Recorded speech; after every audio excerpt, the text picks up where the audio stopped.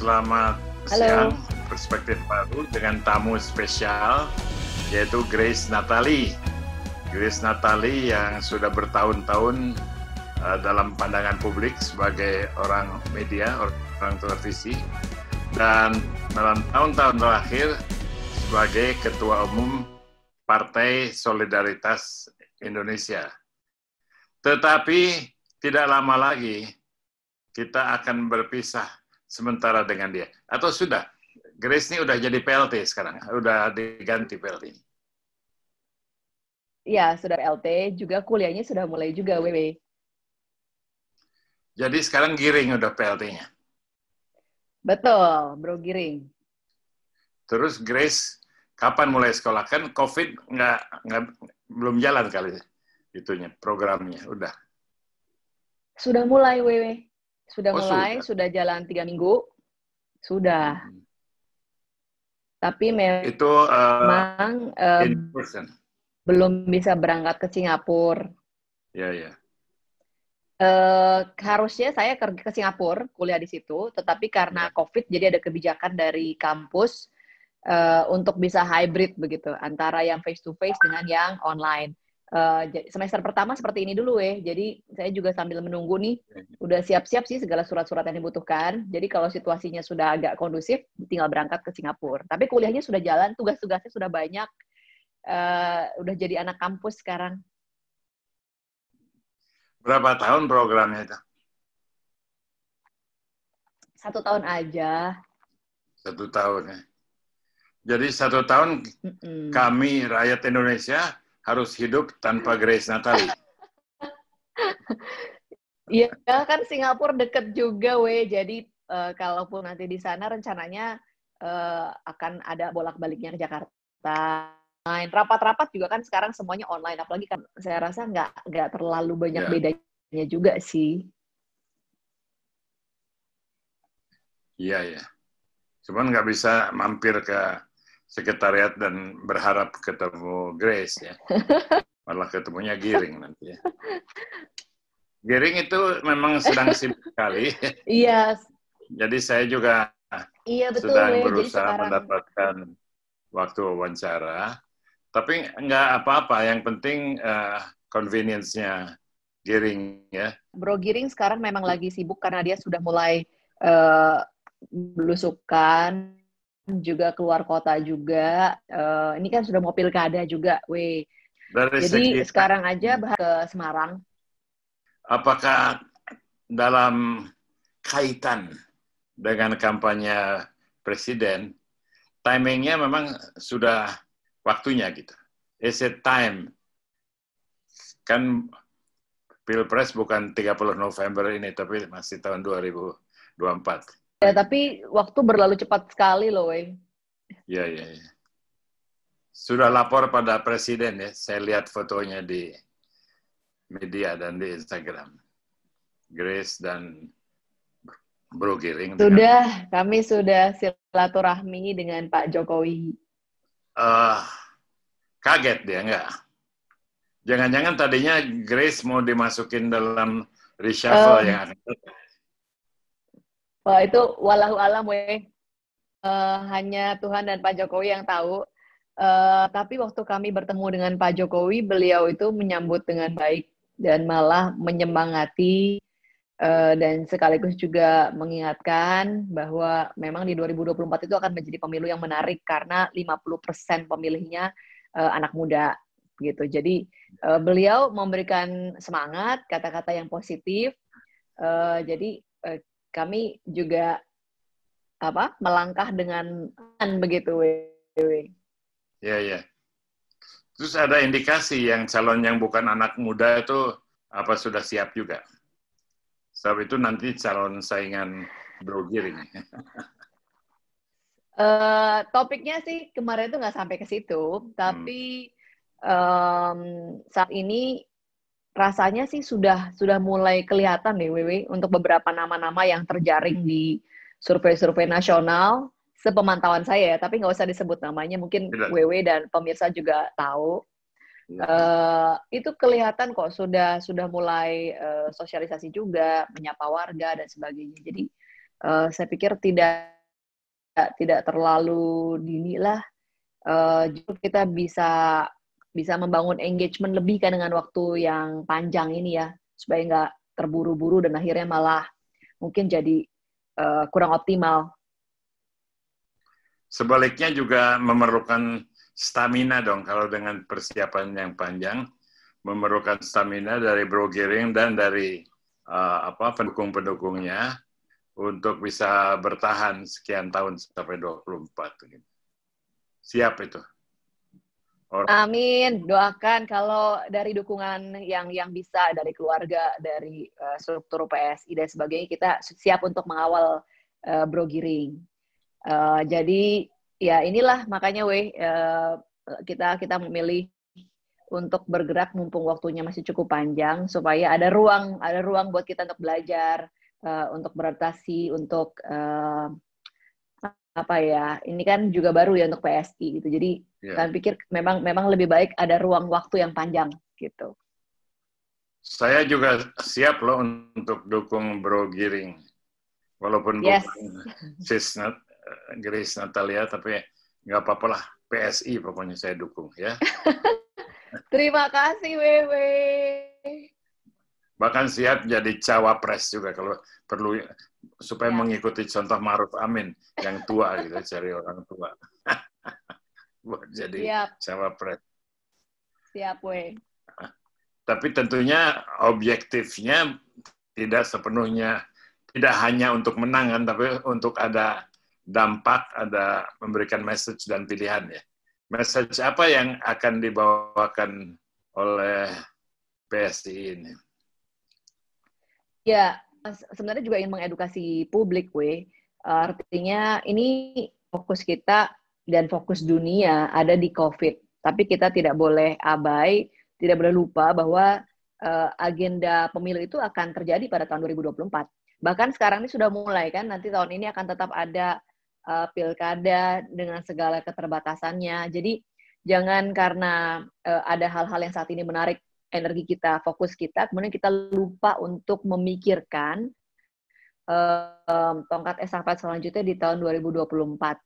Bro Giring sebagai anak muda, memang ada pro dan kontra, ada yang support, ada yang tidak, ada yang mempertanyakan dan sebagainya. Dan menurut kami itu wajar saja, nggak ada yang yang kontra atau yang pro begitu kan.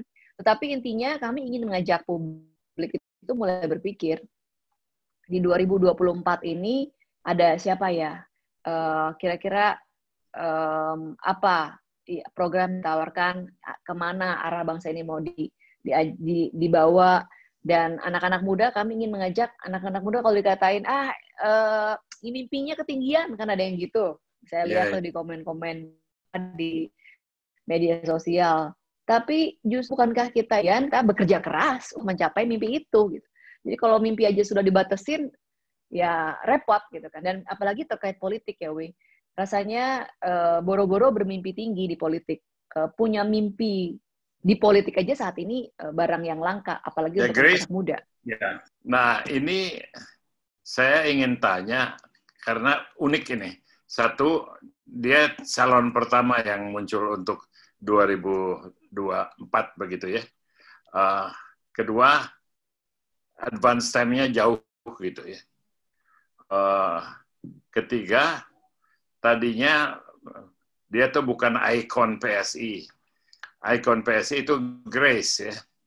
Jadi apakah mudah-mudahan dengan absennya Grace secara langsung, citra PSI itu tetap kuat. Mudah-mudahan Bro Giring itu sama kuatnya dengan Grace. Juga kalau mau pakai Bro, kan ada Bro Raja Juli Antoni juga yang punya citra, ada Bro Andi Budiman gitu. Jadi memang itu adalah putra terbaik PSI, Bro Giring ini. Ya, tentu. Ini juga melalui pertimbangan proses yang panjang juga ya, dan juga tentu kan mimpi itu tidak bisa dipaksakan ya Jadi di PSI ini ya ada teman-teman yang memang bercita-citanya ingin berkarir di legislatif jika jika dapat amanah dari masyarakat, dapat kepercayaan. Ingin maju pilkada, bupati, gubernur, dan sebagainya.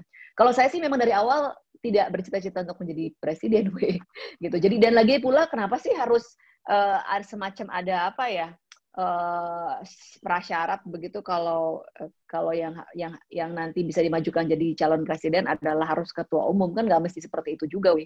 Bro Giring itu harusnya terpilih menjadi anggota DPR RI, tetapi sayang karena kita belum berhasil mengumpulkan suara sejumlah PT, jadinya tidak sampai mengantarkan Bro Giring ke DPR RI. Tapi harusnya ada saat ini menjadi anggota Dewan karena suaranya mencukupi. Jadi dan interaksi, nilai-nilai, ritme bergeraknya itu juga Bro dan semua juga nyaman, dan Bro Giring sudah apa ya, kita tidak perlu kalibrasi ulang, nggak perlu menyamakan ritme lagi gitu. Beliau itu Bro Giring itu ya sudah langsung bisa tune in gitu. Jadi itu yang menjadi salah satu pertimbangan juga ya, Wei. Iya.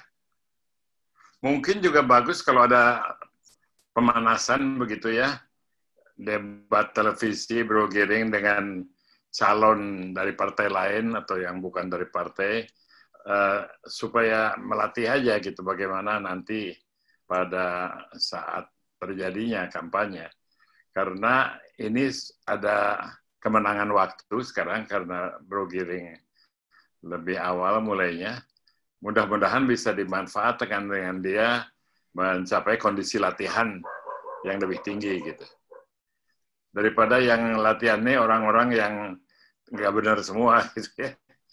Sudah banyak sih calon presiden di sana-sini, tapi nggak benar semua. Jadi pasti saya sih nggak punya pilihan lain deh, Bro Giring atau siapapun dari PSI. Tapi bagus nanti kalau kampanyenya sudah ditata, tidak terlalu awal juga untuk merencanakan beberapa debat televisi antara Bro Giring dengan calon lain. Jangan rame-rame 4 orang, 5 orang gitu, 1 lawan 1 lah. Biar fokus. Ya, ide bagus tuh, Wei. Ya. Biar kelihatan dia bisa membedakan diri dari orang lain. Dan misalnya kalau saya ditanya, apa sih dukung Bro Giring? Ya lihat aja dia kualitasnya lain gitu ya. Dia seorang kandidat yang memang lain. Dan dia sudah punya macam-macam perlengkapan yang orang lain belum punya, seperti karisma gitu. Jadi tidak susah untuk mensukseskan dia. Tapi satu hal, biayanya bagaimana? Itu kan teman saya bilang bikin billboard segede gitu seperti bakar uang, itu gimana tuh? Ya, Wei. Jadi untuk Bro Giring, billboard dan sebagainya, kami lakukan fundraising khusus. Dan ini fundraisingnya kita lakukan, kita pisahkan ya dengan fundraising kami yang lain. Sebelumnya kan kita juga melakukan fundraising, misalnya untuk membeli masker, APD, dan sebagainya. Itu sudah selesai dan sudah didistribusikan. Nah, ini menjelang untuk sosialisasi Bro Giring, kami lakukan fundraising lagi. Dan kita juga ya mendapatkan mungkin kemudahan ya, karena kan sekarang ini COVID juga banyak billboard yang kosong gitu. Untuk sumber pendanaan untuk seterusnya begitu, untuk jangka waktu sampai dengan 2024 ini proses yang masih berjalan, Wei. Jadi kalau dari Bro Giring sendiri mau seluruh tabungannya dibelanjakan di situ pun nggak cukup ya kalau kita pakai standar orang-orang mencapres pada umumnya. Jadi ini proses yang masih terus berjalan, dan kami putuskan untuk nggak apa-apa deh sambil jalan dulu supaya orang bisa mengenal Bro Giring, bisa mendengar visinya, bisa mengenal apa yang ingin dia, program-program yang mau dia kerjakan, dan kita berharap nanti kemudian lebih banyak lagi orang-orang yang mau berpartisipasi aktif seperti yang sudah kita alami. Jadi ini bukan bukan wacana gitu, tapi kita sudah mengalami waktu pemilihan legislatif kemarin, kami menemukan mau kok orang-orang nyumbang, ada yang nyumbang makanan, datang sendiri ke kampanye, bawa, dan bahkan membeli kaos, bukan kita yang bagi-bagi kaos secara gratis. Ini mungkin terjadi kok, selama saya pikir apa yang kita perjuangkan memang relevan dengan apa yang dibutuhkan oleh orang-orang. Ini proses yang ongoing kok, jadi udah kekumpul semua yang dibutuhin ya belum, berjalan terus sambil sambil nyari. Tapi kalau kita tunggu dulu sampai punya banyak baru jalan, itu kapan jalannya gitu. Jadi kita jalan dengan apa yang kita punya aja. Dan tentunya pencalonan Giring ini berbeda dari pencalonan yang lain dalam banyak hal.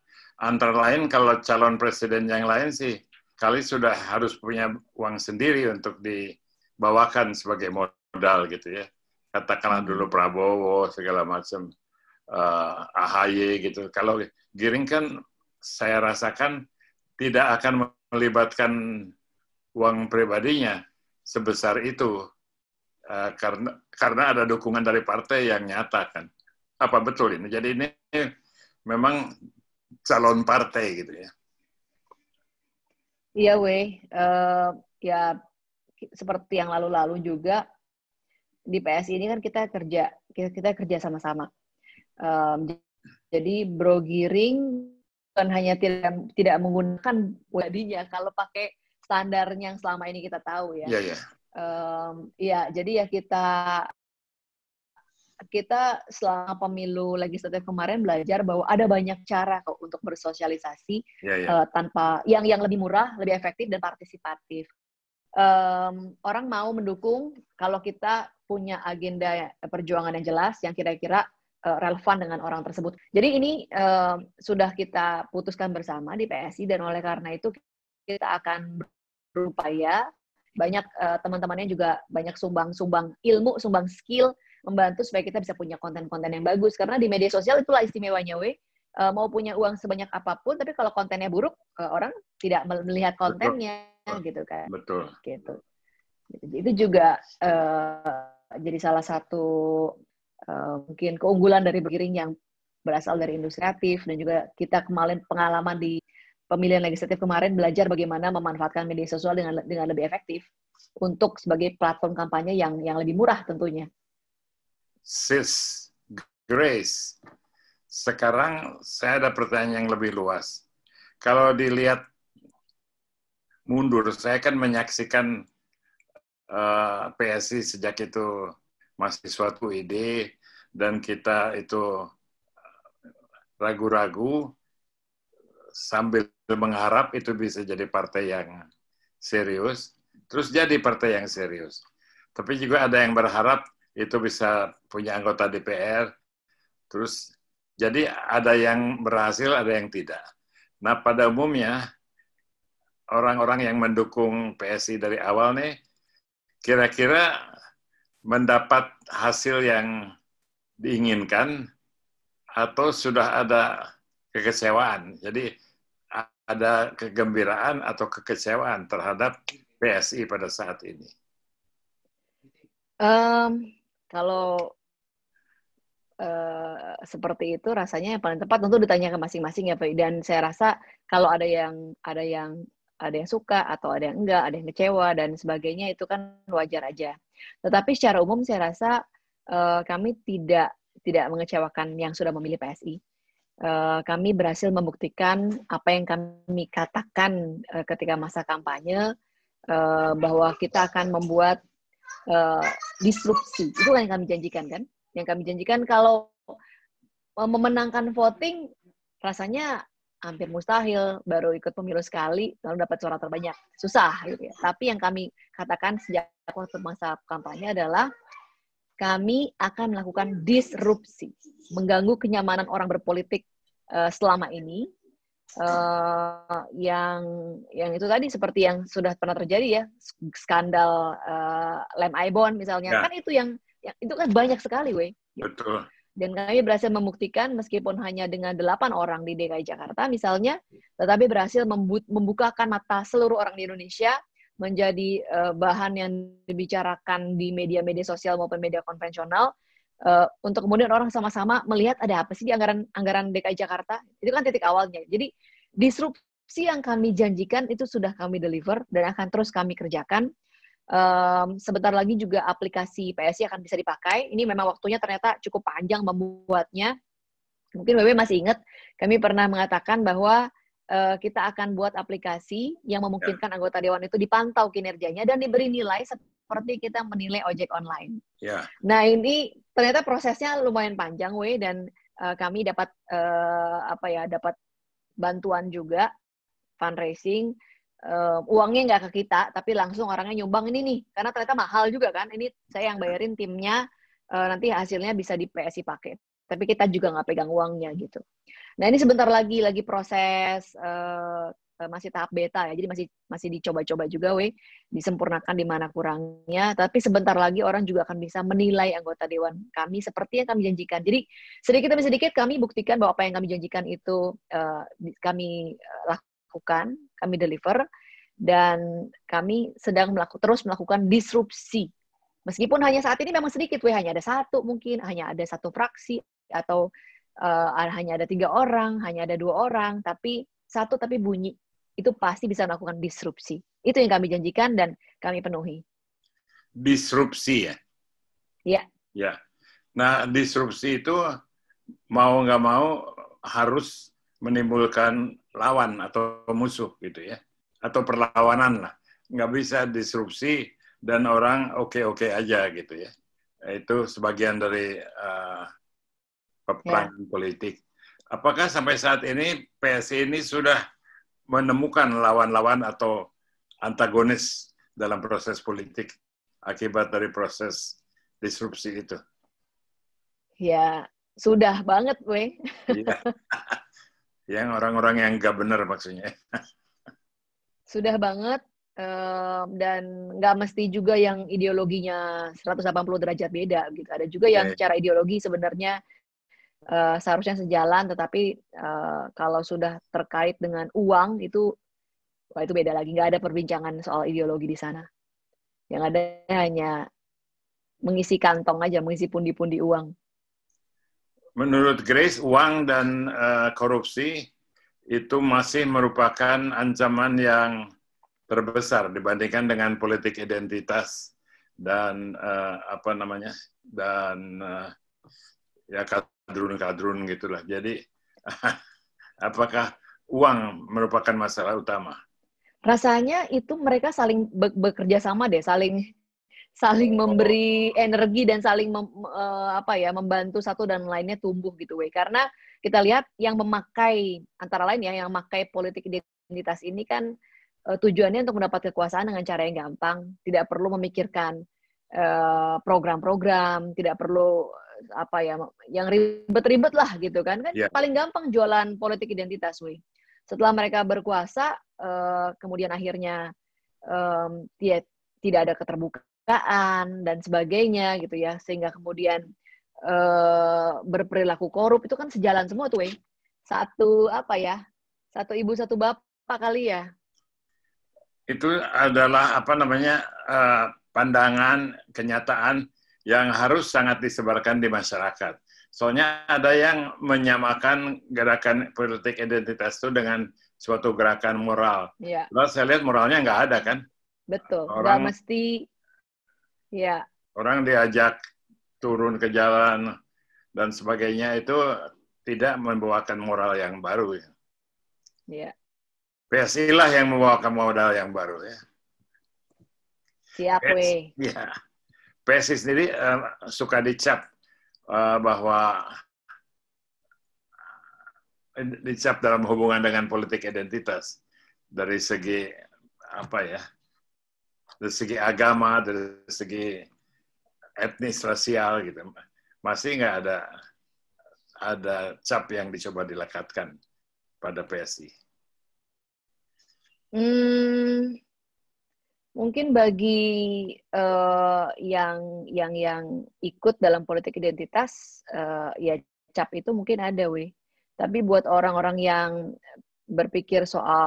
masih berpikir bahwa Indonesia ini hanya bisa terus ada jika kita merangkul keragaman, pluralisme, inklusivitas, rasanya harusnya sih tidak memiliki masalah ya dengan apa yang sedang kami perjuangkan. Atau mungkin kalau mereka nggak berani ngomong dalam hati, ya sih bener PSI. Mudah-mudahan begitu ya. Mudah-mudahan. Termasuk dalam politik identitas juga, mungkin politik gender, saya nggak tahu sengaja atau enggak, tapi PSI itu mewakili perjuangan gender yang cukup solid gitu ya. Itu saya kira brand-brand yang masih perlu diharapkan. Dalam hal itu, Bro Giring tetap dong harus punya wakil presidennya yang perempuan. Siapa ya kira-kira ya? Siapa ya? Yang perempuan justru banyak di situ. Ya, Grace yang tahu lah. Saya hanya tahu elitnya aja kita. Oke, itu ucapan perpisahan yang bagus. Nanti sebelum berangkat beri kesempatan untuk say goodbye walaupun virtual ya. Karena kami harapkan semuanya berhasil baik untuk PSI maupun untuk Grace. Terima kasih Grace Natali. Terima kasih Wewe. Sehat terus. Mudah-mudahan. Amin. Amin.